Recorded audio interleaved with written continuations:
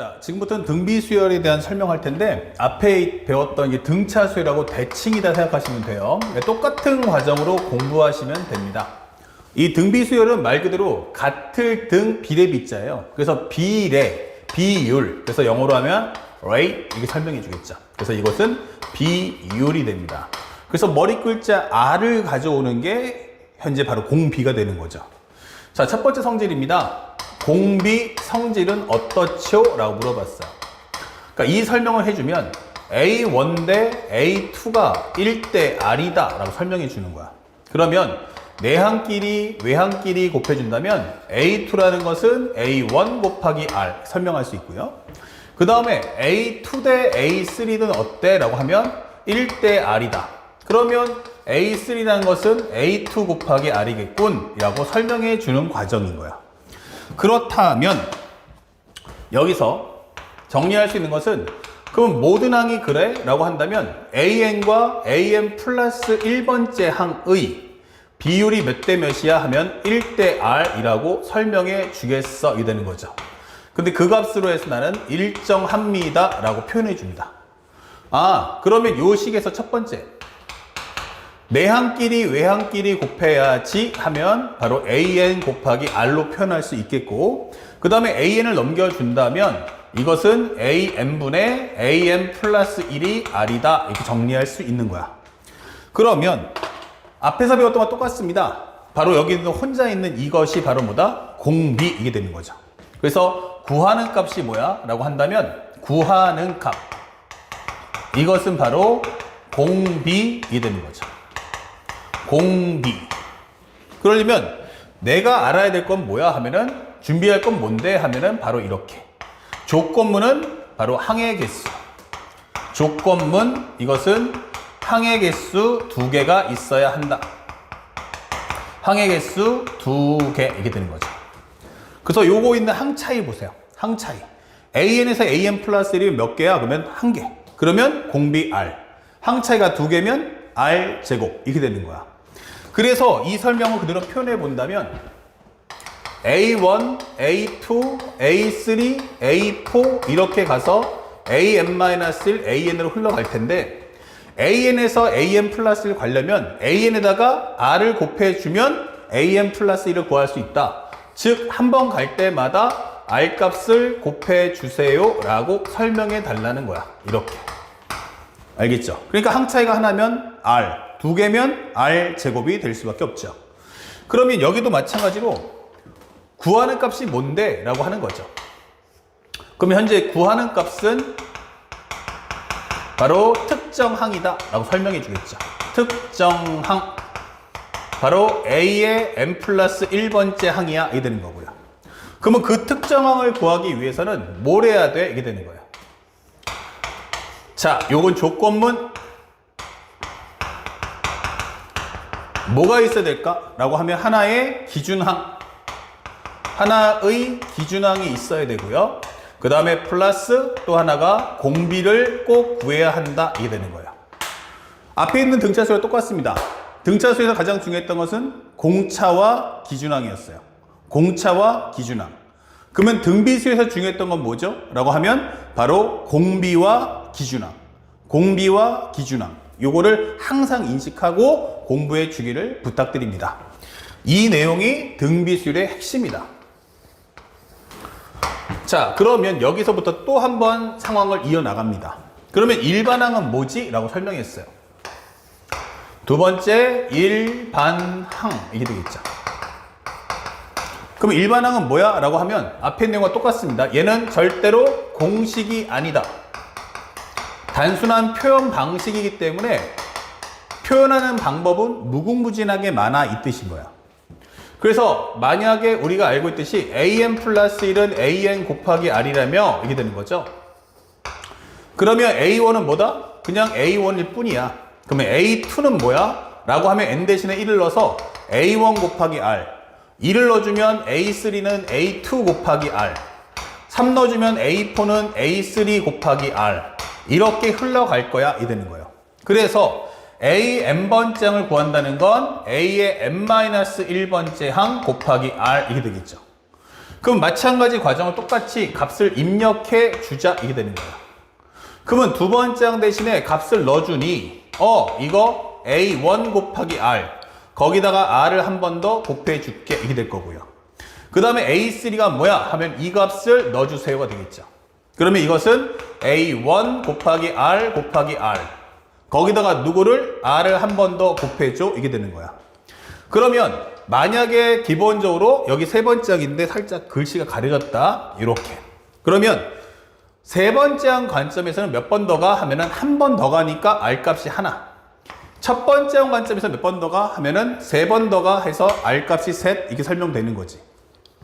그렇다면 우리가 알게 되는 정리 A n번장은 어떨까 라고 설명해 준다면 A1을 잡았을 때 이것이 하나의 기준항이 되겠죠.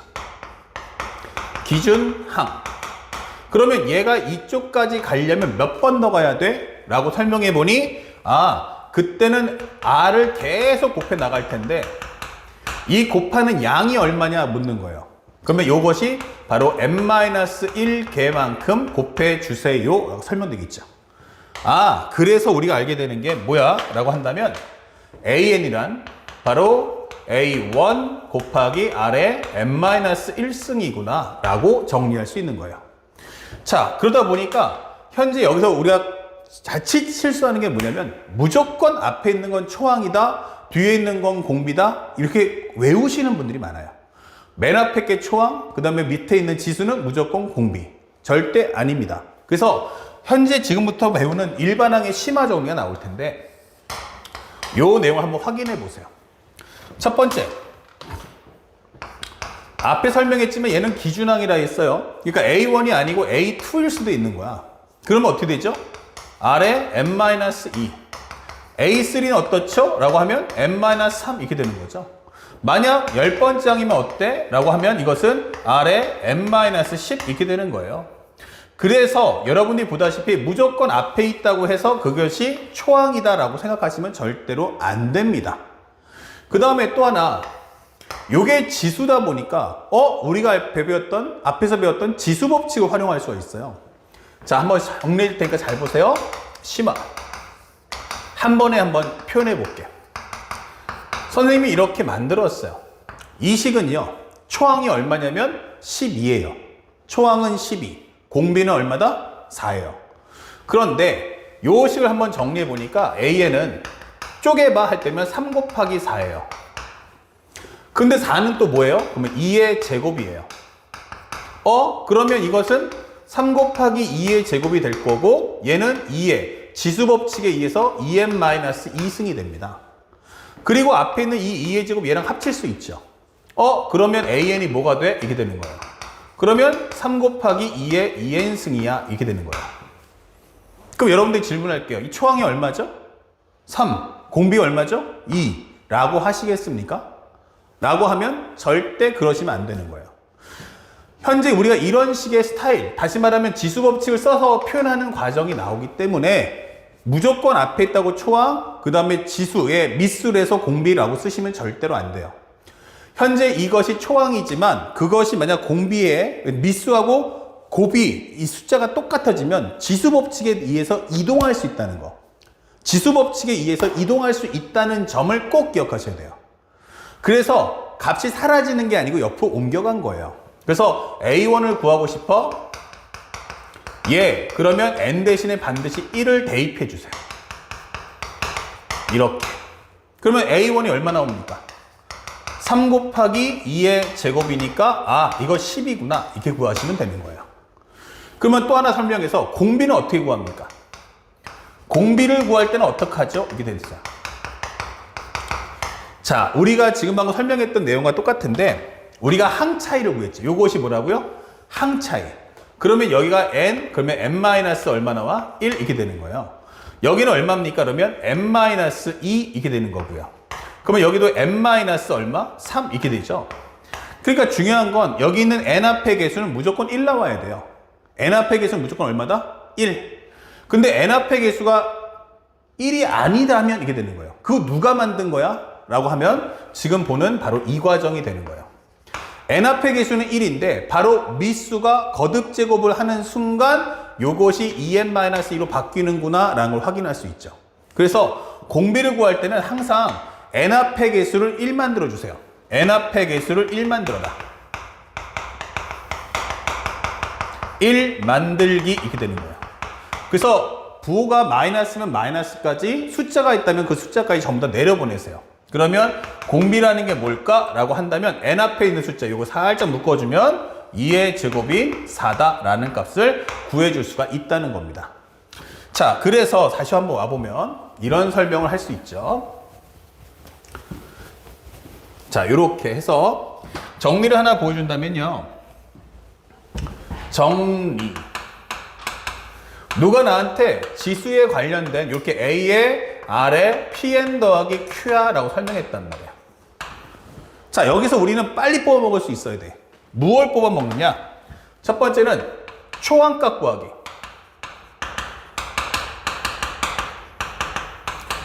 나 초항값 구하고 싶어. 그러면 이때는 n 대신에 1 넣어주시면 되는 거야. 그래서 A1이란 A 곱하기 R에 P 플러스 Q승 이게 되는 거죠.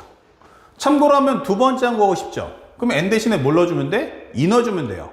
세 번째 항 구하고 싶어요? 그러면 n 대신에 3을 넣어주시면 되는 거예요. 아시겠죠? 그러니까 항의 값을 구할 때는 항수를 대입하시면 됩니다. 그 점 말을 꼭 기억하세요. 항수 구하기가 되면 현재 n에다가 n의 항수를 대입하세요. 항수를 입력한다 이렇게 하면 되죠. 대표적인 예로 쌤이 초항을 잡아준 거고요. 난 세 번째 항 구할 거야. 그러면 n 대신에 3을 넣어주시면 되는 거예요. 알겠죠?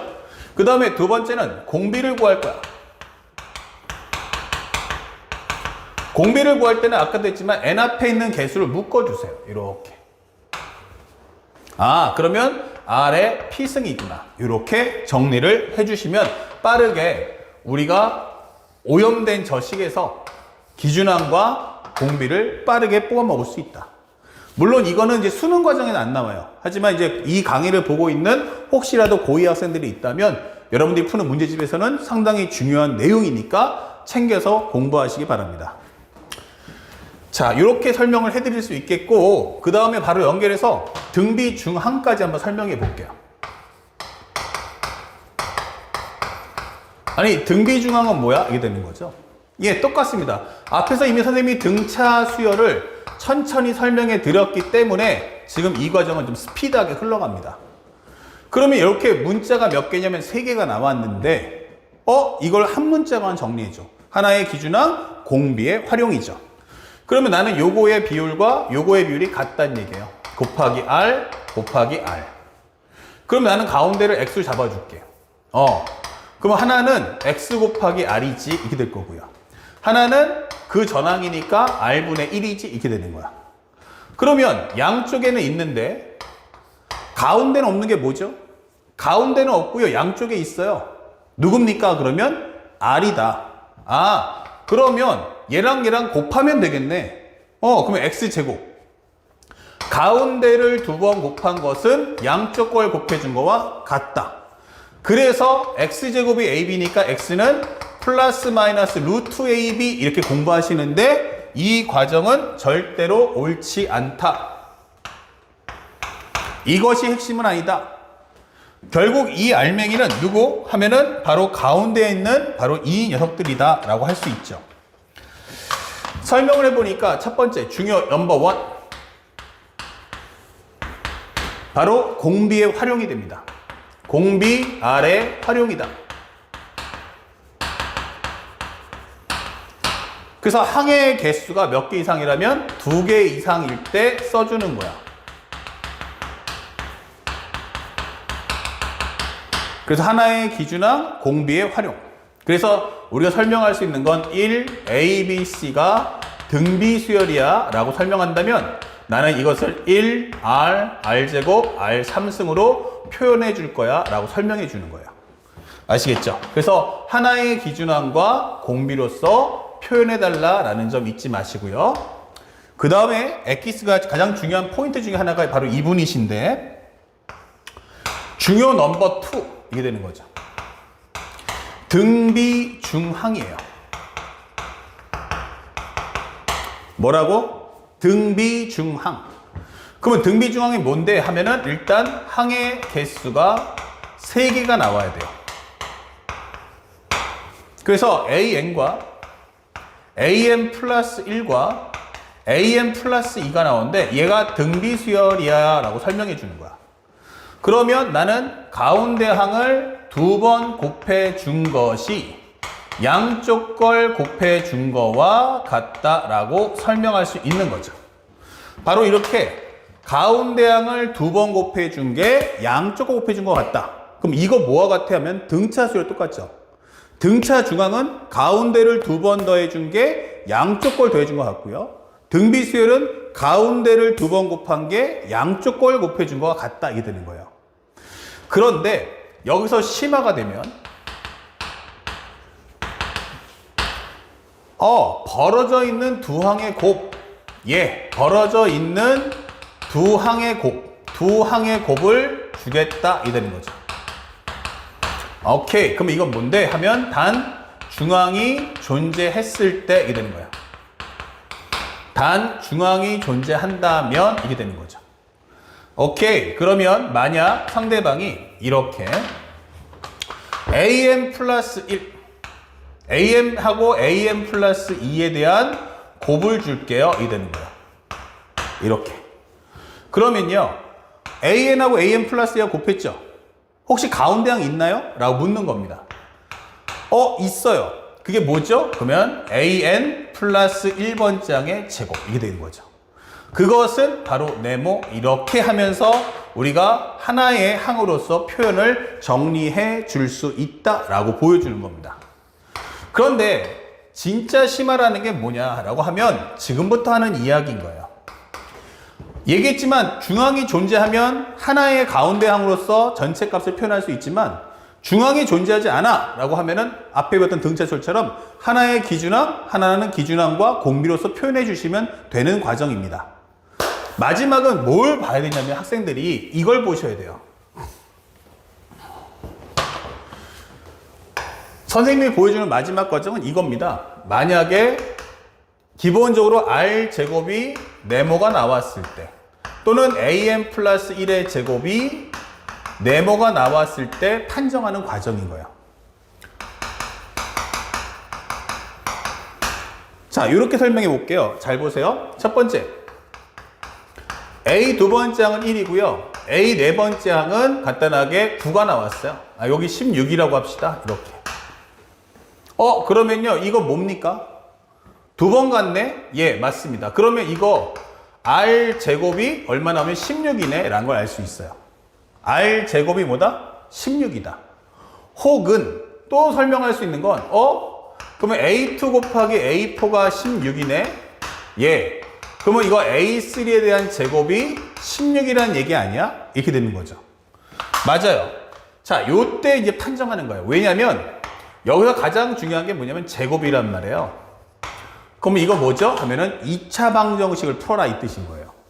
그래서 R제곱이 16이면 질문할게요. 그러면 R이 4입니까? 마이너스 4입니까? 라고 묻는 거예요.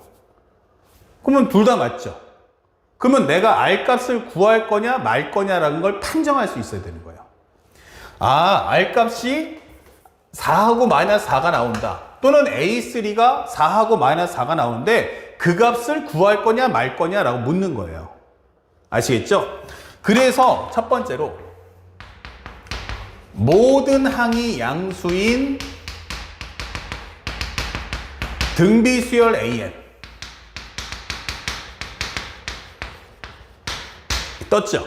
그래서 상대방이 이렇게 모든 항이 양수다라는 표현이 나오는 거예요. 그러면 A2도 양수지만 A4도 양수지만 가운데 있는 A3도 양수야 이게 되는 거죠. 그러면 이것의 의미는 뭐야? 라고 하면 바로 R 값 구하기 그리고 A3 값 구하는 거 가능합니다. 이게 되는 거야. 이거 구하기 가능하다라고 설명해 주는 거야. 야, 너 여기까지 한번 정리해서 구해와. 란 뜻이 되는 거야. 그런데 만약에 그냥 등비수열 AN 이렇게 설명해 줘요. 등비수열 AN 이렇게 됩니다. 그러면 등비 수열 AN이면 모든 항이 양수인지 음수인지를 말하지 않겠다는 얘기예요. 그래서 이럴 때는 어떻게 해야 돼? 라고 설명해 준다면 이때는 R 값을 구한다든지 A3 값을 구하기는 절대로 하면 안 되는 겁니다. 그러면 어떻게 표현하지? 라고 한다면 정답 그냥 R제곱이 얼마, A3에 대한 제곱이 얼마, 그냥 이 상태로 그냥 간직하고 넘어가 달라는 얘기예요. 그래서 우리가 보는 등비수열에서는 바로 이 표현이 모든 항이 양수라는 표현이 있는지 없는지를 꼭 확인해서 그 상황에 따라서 R 값을 구한다 아니면 특정 항을 구한다 라는 걸 할 거냐 말 거냐는 걸 구분하셔야 돼요. 아셨죠? 그게 되면 문제가 아주 쉽게 풀리는데 그 과정을 이해하지 못하면 절대로 문제를 풀 수가 없게 됩니다. 알겠나요? 자, 그러면 칠판 정리하고 이제 마지막 등비 수열의 합 그리고 바로 연결해서 문제 풀이로 이어나가도록 하겠습니다.